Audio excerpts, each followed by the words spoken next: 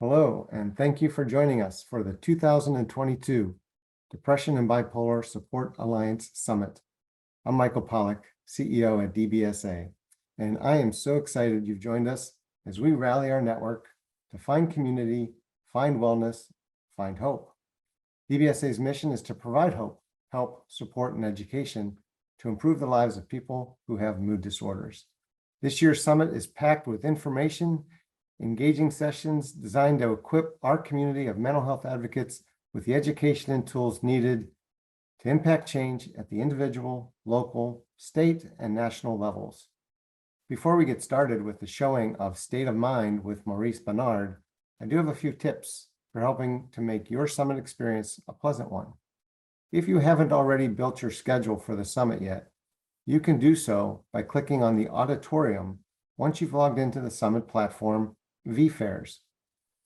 There you'll see a list of sessions. Click Add to Calendar to add the session for to your personal Google or Outlook calendar. And please remember that all the sessions will have a countdown going until the countdown hits 0 minutes, 0 seconds. At the scheduled time, a join button will appear, and that will allow you to enter the session.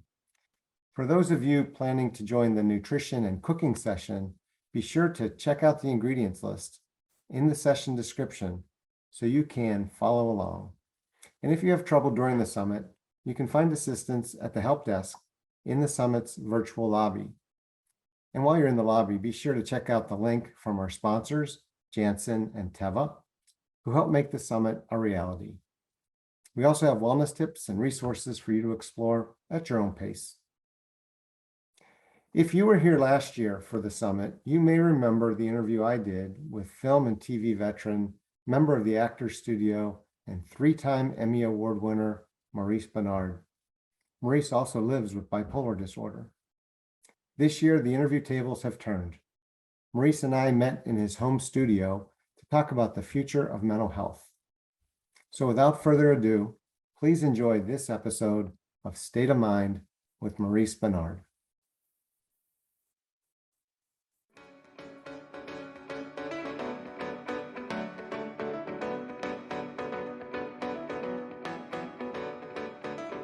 Okay, State of Mind. I'm very, very excited. I can't tell you how excited I am. First of all, if you, please subscribe. I know that I used to just kind of throw it away, but I need you guys to subscribe because I'm doing so many things now that you guys just help me out a little bit. Thank you. Yes. So, what do I have this honor? Now, I'm gonna say who I'm interviewing today is the CEO of DBSA. And if you had, I'm getting a little emotional, just because if you had said to me 30 years ago, 40 years ago, that I would be interviewing the CEO of DBSA, I would have probably said, no way. He's a great man. He's the man. And he does incredible things for bipolar, depression, everything. So I'm honored. And I think you guys are going to learn a lot today because I have a feeling that I'm going to go real deep. Anyway, let's get to it. How you doing, Michael Pollack? I'm doing very well. I love that name, Michael Pollack. Give me that name. We can share it. We can share it. First of all, what does DBSA stand for? The Depression and Bipolar Support Alliance. Okay. The original name was NDMDA, the National Depression and Manic Depression Association. But we don't use the term manic depression anymore. We use the term That's bipolar. right. And so several years ago, the name changed to Depression and Bipolar Support Alliance, and we're known for our acronym DBSA. I love DBSA. When I was first the story goes, when I escaped from the mental institution, they didn't know what I had. They didn't know. They were just like, we don't know, maybe drugs, maybe this, maybe that, So I went through 2.5 weeks in a mental institution, not knowing. I was just saying to the psychiatrist, just what do I have? Please give me a name. Then I escaped the hospital, and about a month later, I went to see, I'll never forget him. He was a Korean psychiatrist. His name was Dr. Noonan. And I sat with him. I was in bad shape. I weighed 129 pounds. When I went in there, I weighed 160. And I sat with him, and all he did was just look at me, look down, and I just talked. Look down, just down. And at the end of it, he said, okay. You have manic depression. And I said, okay, what's that? He said, don't worry, we're going to take care of you. So they put me on lithium. And it, as my book says, saved my life. So then it was called manic depression, and then it became bipolar. So that said, where'd you grow up? Tell me about yourself. And Well, I grew up in Pittsburgh, Pennsylvania, Western Pennsylvania. Pittsburgh Steelers? I'm still a Steelers fan, yes. During the 70s, Steel Curtain and all that. Still a big Steeler fan. I grew up in a family where mental illness at the time was just very prevalent. And literally since my birth, family members with mental health conditions. It's been an experience where I got to witness and be part of a journey that had some pretty severe lows, but also some. You had mental illness, or no, just my your family, family, members of my family. Oh. Yeah. And in that journey, I saw some of the pain and the suffering and the experiences that they went through. Sometimes in the hospital, the psych ward, the emergency room. Wow. Being at home, laying on the couch, and just finding the motivation to get out of bed or off the couch. Yeah, that's was a kind challenge. of depression is what it. Yeah, and but I've also been fortunate to see them move to a place of recovery and have joy in their life and go back to school and have meaningful jobs and careers and have people in their life that they could really connect with and build a life around. So I've seen both. I've seen the challenges and I've seen the good. Well, at that time, we didn't know what it was. I mean, nobody really talked about it, or, obviously, same with me. But I like to, as far as state of mind, I like to show people the truth, mm-hmm. and then let them know that they could survive and they can become something. Yeah. There's always the darkness, and you get to the light. Yeah. And that's what I always try to do, not just say, but it is tough. You saw it. I lived it, mm-hmm. right? Yeah. So then what?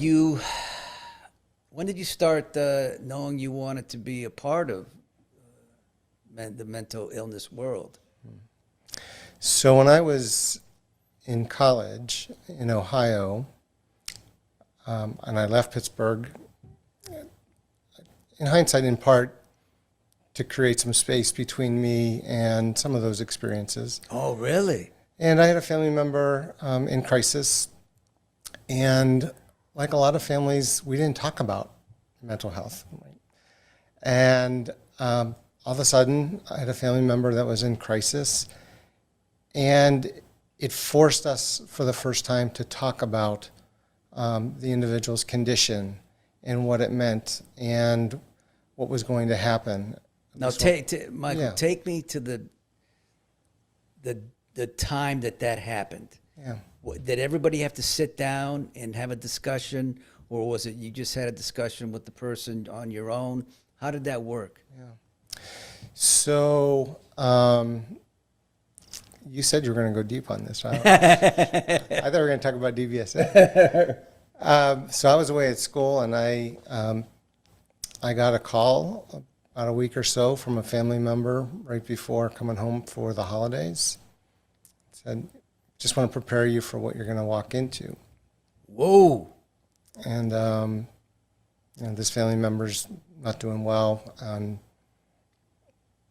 we're not sure what to do. And I said, well, we should figure out how to get them help. Yeah. We need you to come home and take care of this. Now, how old were you at that time? I was 19. Oh, wow. 19. And went home, understood the situation, called a family meeting, and then learned that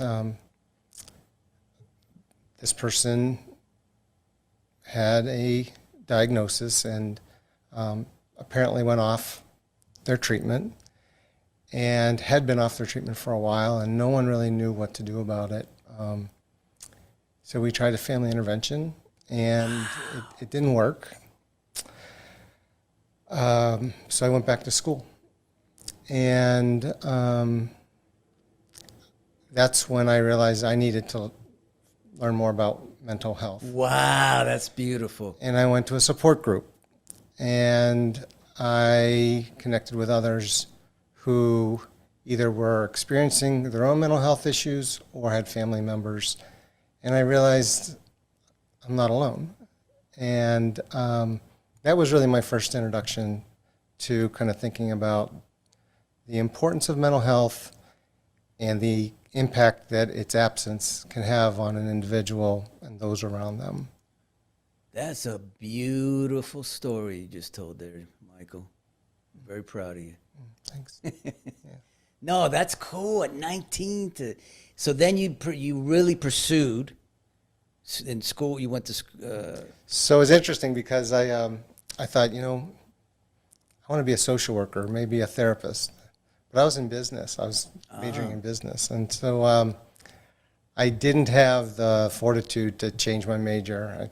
So I got my degree in business and did what most people did when they graduated and didn't know what they wanted to do. I stayed in school for another year till I figured it out, or tried to figure it out. And someone said to me, there's careers you could pursue in the nonprofit sector. And so that's what I did. And I've spent my whole career, 30 plus years, working for 4 different nonprofit organizations, mission-based organizations, whose missions are greater than making a profit, and there's nothing wrong with that. Their missions were to give back, to serve the community, serve the people that they were there to serve. And those career paths for me prepared me for the role I've been playing for the last 4+ years at DBSA. I couldn't help but think, as you were talking, that you're an angel. Yeah. Yes, I'll tell you why. Just by the way you took this on, and nonprofit and this and that, and you've done what you've done. And I know another angel's coming in part 2 of this, which is Michelle. I just knew that already, but by what I've heard about her. But so let's get into. You got the deep part out, which is good. But I loved it. I loved it. Listen, guys, I'm going to say this right now. I'm working with Michael. And we're gonna do a lot of things, and I'm not when I say I'm gonna do something, I'm gonna do it, and we're gonna talk after this, and we're gonna have a great relationship because we're both passionate about the same thing, and that is helping people who are struggling with mental health, because we both have lived a great life, and you can do that. So DBSA, let's go. So your mission was to, with DBSA, what was your goal? What did you want to do with Well, I think DBSA has a really impactful mission, and that's to provide hope, help, support, and education for people living with mood disorders, with depression, with bipolar disorder. And we live that mission every day. And it's not just the staff at our national office, but it's our volunteers at our chapter level.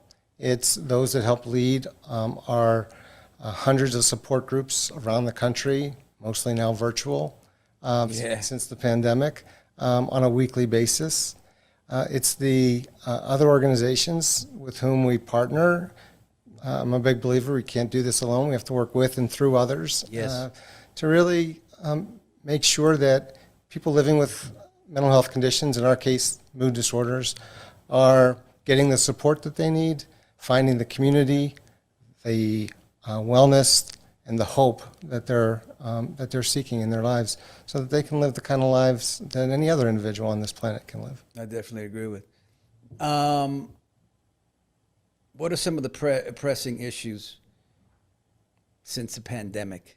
Yeah, pandemic's been kind of a two-sided coin, right? I agree with you. The benefits has been just the role technology has played to make support, in our case peer support, more accessible to more people, assuming that those individuals have access to the technology.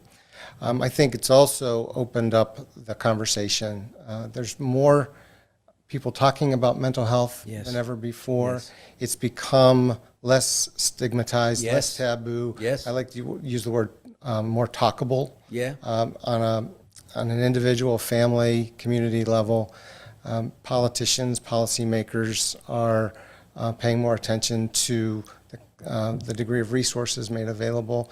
And that's just going to allow us to provide more support to more people, to give them more hope. Yes. And at the end of the day, to me, that's what's so important. Yeah, so I want to talk to you about the pandemic, but I agree with you. There's a lot more awareness. Like I said, I'm in my bedroom watching TV late at night, and it happens all the time. Like if you have bipolar 1, if you have anxiety, if you have it's amazing the commercials that wasn't like that 10 years ago.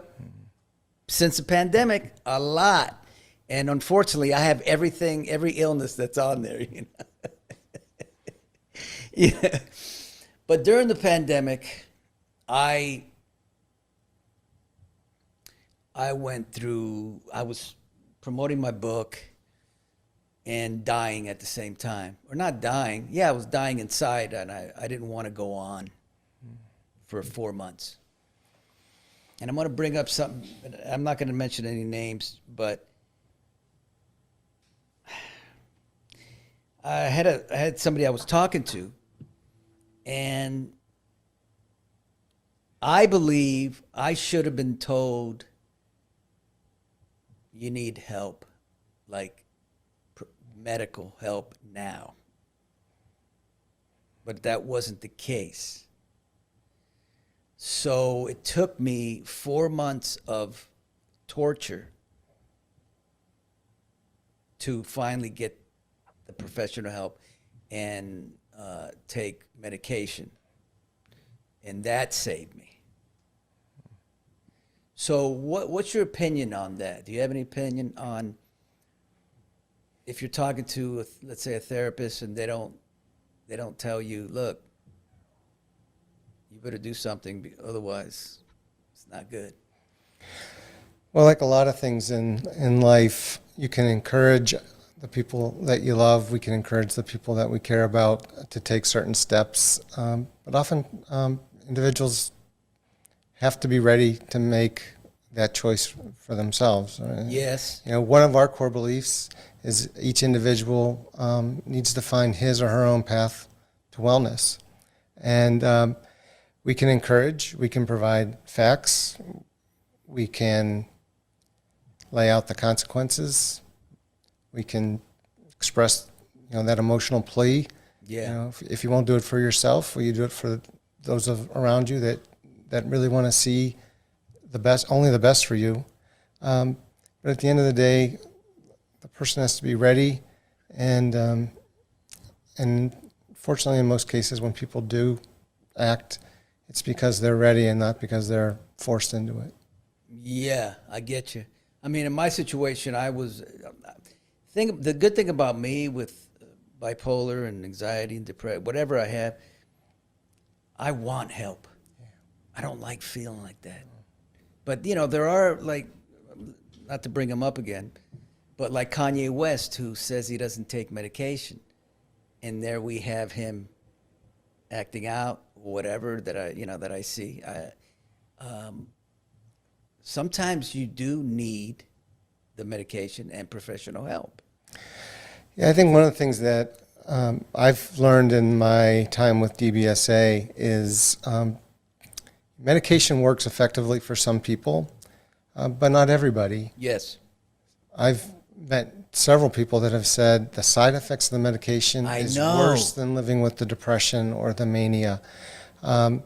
Others find other paths towards good treatment. They are fortunate to have the means to access a therapist, but not everybody has that opportunity. Yes. And there are lots of waiting lists for therapists right now. So that's an option for some. Peer support groups that we run around the country now virtually is much more accessible. It's not necessarily a replacement for medical treatment, but it can be beneficial to those who believe that they will benefit from that. And I think you're going to hear more about that when you talk to Michelle. Yeah.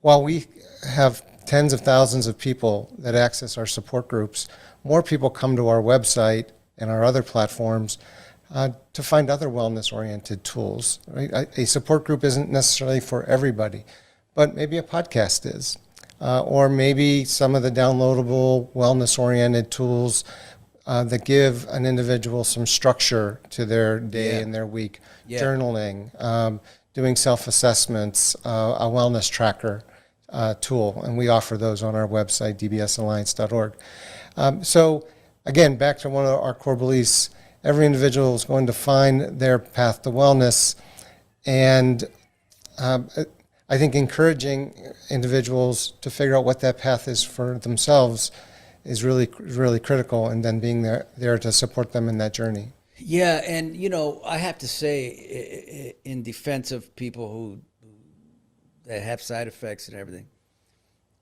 I don't have any side effects. So I haven't had that problem. And if I did have side effects, I may have to make that decision. Whether it be gaining weight or feeling a certain way, maybe I would say I'd rather do it differently than have to go through the side effects. But for me, there hasn't been any side effects. So it's fantastic. Yeah. All right, what is this DBSA Summit? Yeah. Our summit is an event that we'll be holding now for the third consecutive year virtually. That really is an opportunity to bring our community together and to invite others to learn more about our organization. It's kind of a celebration. It's a way for our chapters around the country, our chapter leaders, our facilitators, those that are family members, those that want to just learn more about what is depression, what is bipolar, what kind of resources are available, those that want to get involved with public policy and advocacy to share their story in a way that leads to change. It's a way to bring people together. We're offering a number of different workshops and sessions. It'll take place the week of October 10th, and it's online. It's $25 to participate for the week, and we hope more people will join us this year. So that's amazing. I think that's great. Because a lot of people, they just don't have anybody. And, with State of Mind, I've said it before, but during the pandemic and I was going through that period, I was in the worst shape where there was a lot of bad thoughts going on. Yeah. And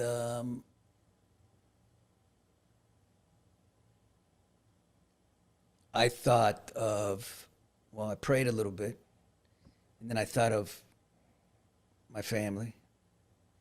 And then I thought of what would happen if I did something drastic. It would maybe give the other people the permission to do something. Right? And that's kind of stopped me from thinking more about what I was planning to do.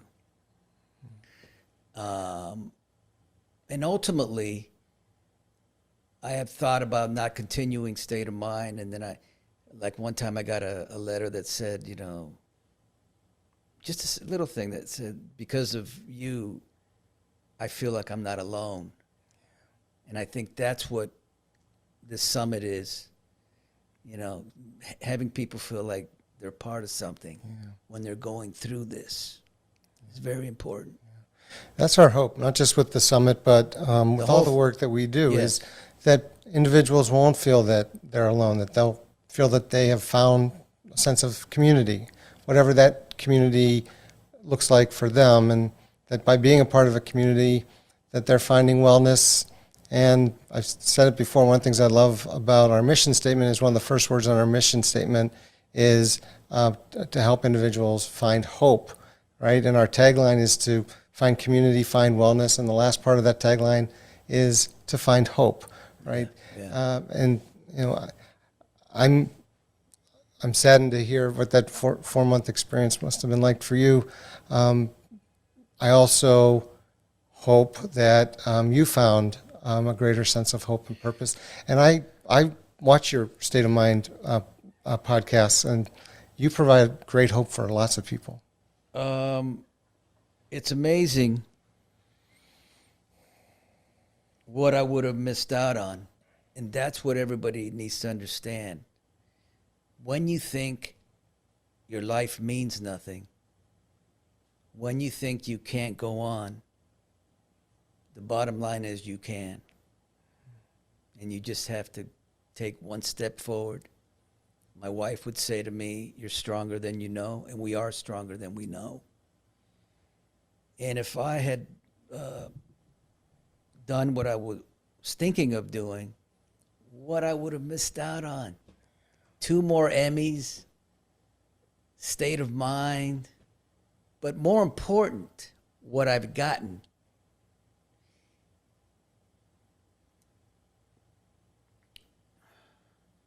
Is a joy inside of me that is so peaceful that it's like, if I could bottle that up, I could sell it for millions of dollars because it's such a great feeling. I've never had that feeling forever up until now, last couple of years after the pandemic. Before, I always had now I wake up, it feels great to be alive. All right, I think we've covered it. How can people support DBSA? Yeah. Well, I would invite individuals to go to our website, dbsalliance.org, learn more about the resources that are available, sign up, subscribe for our newsletter, and if your viewers have a partnering organization in their local community or at the national level that they think we should get better acquainted with, as I said, we can magnify the way we make an impact by working with others. That would be great. And we are a nonprofit. We rely on the generosity of our funders and our donors. Consider making a donation to dbsalliance.org. Wow. All right, listen. I always conclude with something that just comes out of my gut. So I just want to say to you, Michael Pollock, this has been amazing. I've learned a lot. I think the audience will learn a lot. I love the way you got deep early on. It's like being in the trenches, man, and you just came out of it great.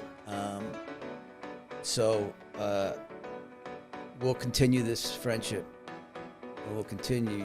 Whatever you need from me, you'll get. And thank you.